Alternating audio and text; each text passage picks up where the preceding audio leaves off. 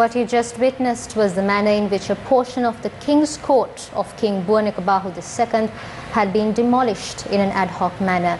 While officials boast about the heritage of this country, this archaeological site in the heart of Kurunegala has been reduced to bricks.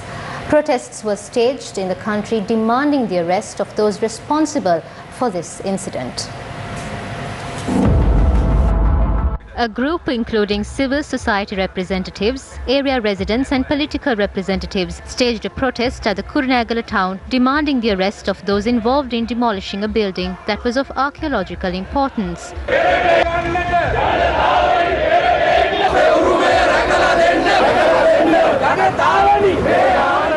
Protesters marched towards the Kurunegala police station and were given an opportunity to meet the police inspector.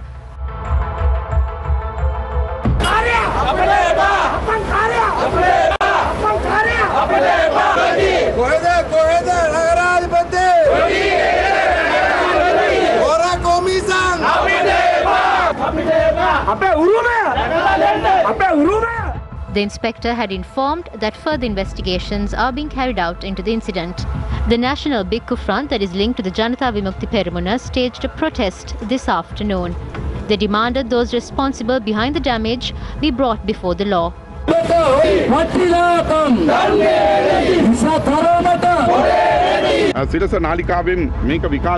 After this issue was aired on Sirasa TV, the attention of the country has been drawn towards this matter. We are happy about that. We arrived in this area a few hours after the incident. We wish to question the Municipal Council on the grounds for this demolition. Why wasn't the approval of the Archaeological Department obtained? How did this person, who is an ally of Johnston Fernando and Mahinda Rajapaksa, receive the strength to do this? Members of several ruling and opposition parties inspected the scene of the incident today. Hello.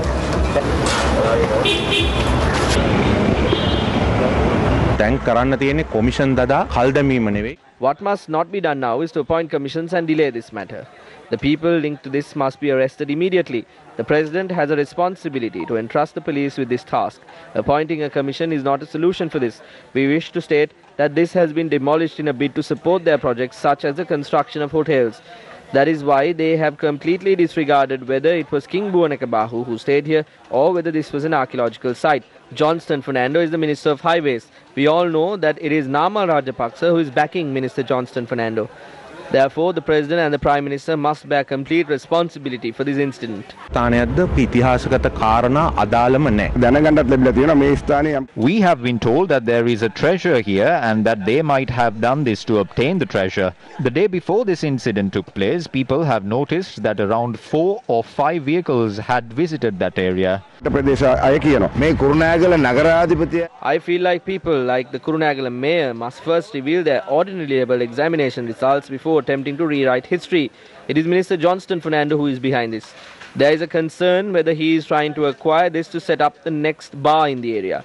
Under the Antiquities Ordinance, these suspects must be arrested and produced before the court. Therefore, the situation does not require a gazette to be published. This is an ancient construction. We saw that they are trying to disgrace King Bhuvanekabahu by claiming that another person named Bhuvaneka was involved. They say that Chandrasena's son is Bhuvaneka and that this was his hotel. They are portraying that King Bhuvanekabahu is at fault as he had constructed this without proper approval. I feel that mayors like this, who do foolish things, must be taught the alphabet first. The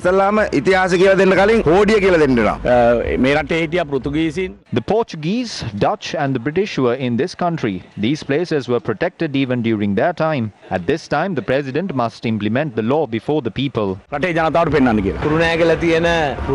This is a place that is high in archaeological importance in Kurunegala. This place that belonged to King Bhuvanekabahu has been destroyed. They have demolished this place without any assessment. These pillars indicate that they were constructed during the rule of the kings. Sometimes they might claim that a king called Bhuvanekabahu never existed. They might claim that Bhuvanekabahu belongs to the United National Party. According to the Antiquities Ordinance, this is an offence that can result in an imprisonment term of 2 or 5 years. The ordinance clearly states that a complete assessment must be carried out if a road is to be constructed or infrastructure development is to take place around this construction. We have described this as an impact assessment. We cannot see that an impact assessment has been prepared to evaluate how much of an effect can be caused to this facility by widening this road. They haven't carried out any form of a survey to identify the impact that can be caused by constructing a drain through this. The municipal council has forcefully demolished this. That is completely wrong. The municipal council or the road development authority does not have any right to completely demolish an archaeological monument. What has been bulldozed is a construction that establishes the identity of Kurunegala. As the Sri Lanka Podujana Peramuna, we see this as a litmus test for Gotabaya Rajapaksa's government. As a lawyer, I wish to tell the police department that if you had watched the news report on Sirasa TV yesterday, the Kurunegala mayor and the Kurunegala deputy mayor Sumit had accepted that this was done on the instructions of the municipal council. This entire country saw what happened to 3 school children who captured a photograph in Pidurangala in an offensive manner. We request that these corrupt and stupid people who speak for the SLPP on political platforms must be removed. According to the Antiquities Ordinance, the highest authority over this matter belongs to the Director General of the Archaeological Department. He is the complainant. Therefore, the mayor or deputy mayor can't supersede his authority and intervene with this. It is the Archaeological Department that can estimate the value of every brick and not these stupid officials. According to the information that we received, the Archaeological Department has officially said that this is a heritage site. Therefore, a place that has been gazetted as a heritage site cannot be destroyed on the wishes of a municipal council or a mayor. This is a violation of the Antiquities Act and an incident of tampering with heritage resources. Therefore, regardless of the person's social status, the law must be enforced against this, as it is very serious. More attention must be paid towards protecting archaeologically important resources. If any mayor or municipal council can make decisions concerning archaeologically important places, this is a serious matter. We not only condemn these acts, but also state the law must be enforced strictly in this regard.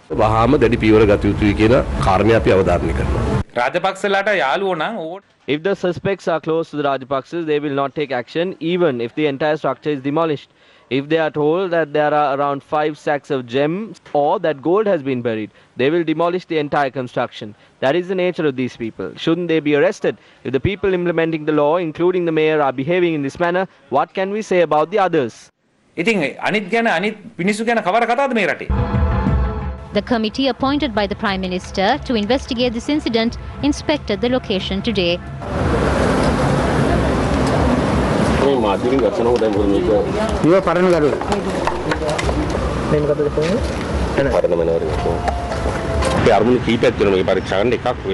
There are several reasons as to why we are investigating this. One is to estimate the losses and to examine whether there is a possibility of restoring the damage.